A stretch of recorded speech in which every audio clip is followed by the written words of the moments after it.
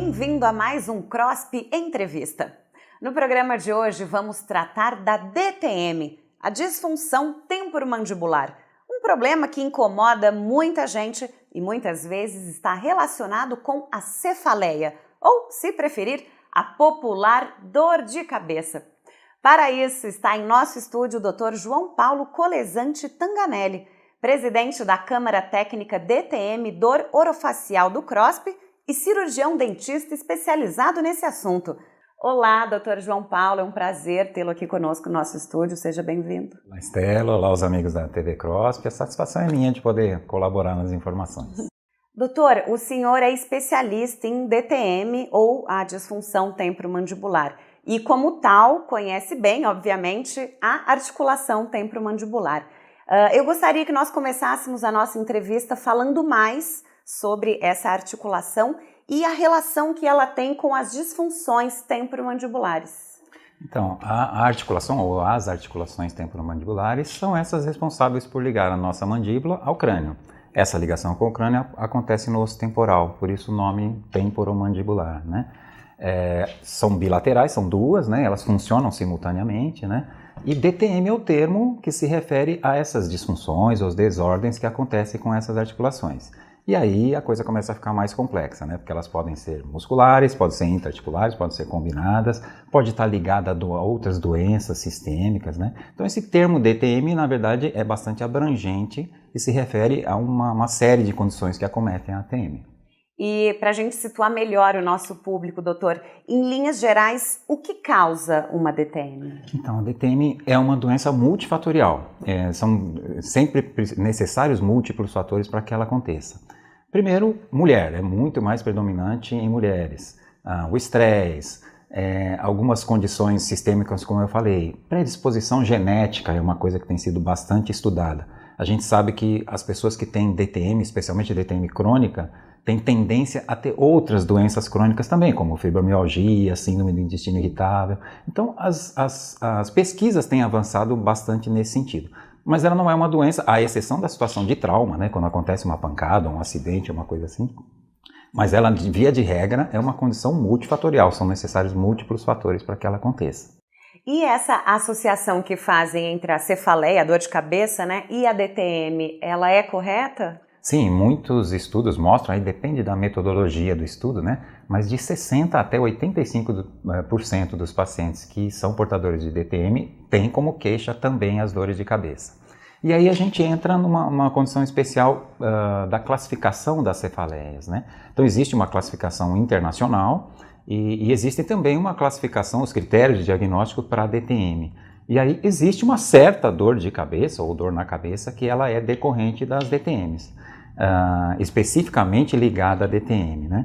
Mas a coisa vai muito além disso, porque os estudos têm mostrado a associação entre outros tipos de cefaleia e DTM também, né?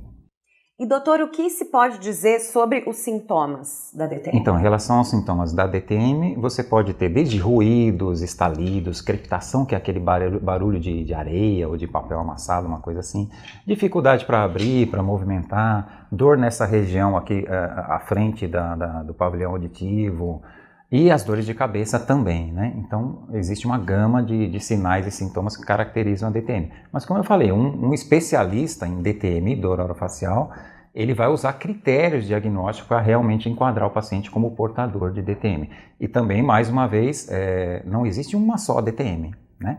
Então, uma DTM muscular vai ser tratada de um jeito, uma DTM intraarticular é uma outra forma. Se é uma condição aguda ou crônica, o tratamento também difere dependendo desse diagnóstico, né? Então, fundamental, primeiro, o diagnóstico. É DTM. Segundo, que tipo de DTM é? E a partir daí a instituição do tratamento. E a dor de cabeça entra nesses sintomas também, né? Então, ainda sobre a dor de cabeça, o mais curioso é que é um problema bastante amplo, né? É um incômodo que pode se manifestar de diversas formas, né? Ok. Então, segundo essa classificação internacional de cefaleias, são centenas os tipos de dor de cabeça, né? Algumas até curiosas, como cefaleia do vinho tinto, por exemplo, né? Mas são centenas, a classificação se divide em centenas de tipos de cefaleia. E dentre estas, existe uma específica ligada à disfunção temporomandibular. De uma maneira geral, a gente pode dividir assim, cefaleias primárias, são as que a dor de cabeça é a própria doença. Né? Então, a primária seria, por exemplo, a enxaqueca, a própria doença é a dor de cabeça, é a doença. Cefaleia tipo tensão, cefaleia em salva, essas são cefaleias primárias, né? A própria doença é a dor de cabeça. E as cefaleias secundárias, que são as dores de cabeça que acontecem decorrentes de outros problemas, de outras doenças, né? Por exemplo, a dor de cabeça que você tem por causa do ar seco, ou por causa da sinusite, ou por causa de uma gripe. Então, a dor de cabeça não é a doença, ela é uma consequência da doença. Então, essa dor de cabeça especificamente da DTM, ela é uma consequência, seria uma cefaleia secundária. Mas a DTM tem suas ligações com as cefaleias primárias também, isso que os estudos têm mostrado, né? Além dessas consequências, né, da cefaleia, o bruxismo também está relacionado às disfunções temporomandibulares? Então, o bruxismo, a mesma coisa, ele precisa ser subdividido, né? Então a gente tem o bruxismo do sono. O bruxismo do sono é uma patologia central, não tem nada a ver com a periferia. É um distúrbio do sono, de um transtorno de movimento que acontece durante o sono. A gente vai ter o bruxismo em vigília, ou apertamento em vigília. Então, no reino animal, todo animal, quando está numa situação de enfrentamento, ele aperta os dentes, né? E a gente não para de ter situações de enfrentamento hoje em dia. Então, a gente aperta demais os dentes diariamente, né? Essa situação seria, então, o bruxismo em vigília. A gente tem também o bruxismo ligado à medicação. Então, quando você tem uma determinada classe de antidepressivos, por exemplo, que provoca bruxismo, né? Então, a gente não pode também generalizar o bruxismo, colocar numa coisa só.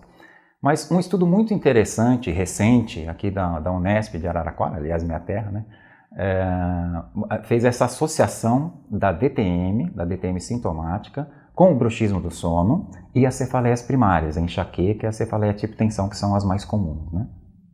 E aí o que se encontrou foi que o bruxismo do sono sozinho, ele não é um grande desencadeador, ele não tem uma associação importante com essas cefaleias primárias. Mas quando você tem o bruxismo do sono associado com a DTM sintomática, aí você tem uma relação forte com as enxaquecas, especialmente com a enxaqueca crônica, que é aquela que acontece várias vezes durante a semana ou durante o mês, e também associação com a enxaqueca episódica, o que acontece de vez em quando, e com a cefaleia tipo tensão. Então, quando você associa o bruxismo do sono com a DTM sintomática e com essas cefaleias primárias, aí a gente encontra uma relação forte. É difícil a gente falar numa relação causal, né? Então a DTM causa enxaqueca. Não, não é isso. Não é isso que a literatura mostra. Mas elas têm seus relacionamentos, né? Então é por isso que é importante o diagnóstico, por isso que é importante o diagnóstico especializado e a abordagem multidisciplinar, né? Então, quais os tratamentos para a cefaleia do ponto de vista da DTM? Então, aí você vai buscar que tipo de DTM que é essa, né, para poder instituir esse tratamento. O dentista não vai tratar a enxaqueca, ele não vai tratar a cefaleia primária, mas o que a gente vê é que quando você trata a DTM, diminui os episódios e a intensidade dos episódios de enxaqueca, por exemplo, né?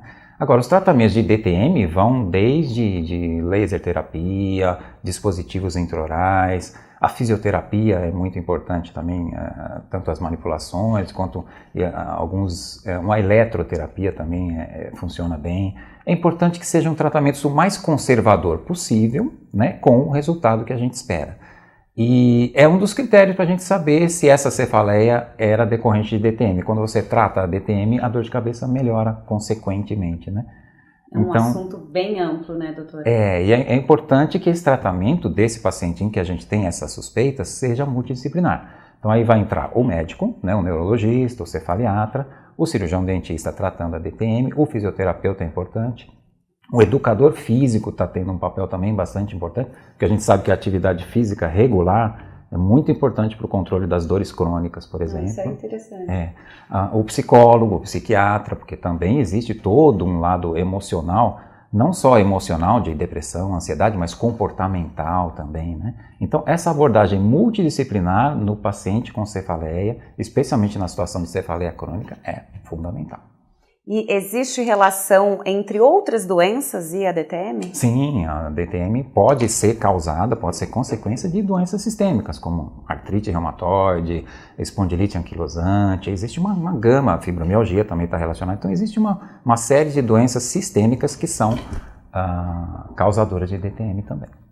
Então, Dr. João Paulo, muito obrigada pela sua presença nos nossos estúdios. Obrigada também a você que nos acompanhou até aqui. Continue acessando o portal do CROSP. Aqui você encontra vídeos sempre relevantes sobre a saúde bucal. Até a próxima!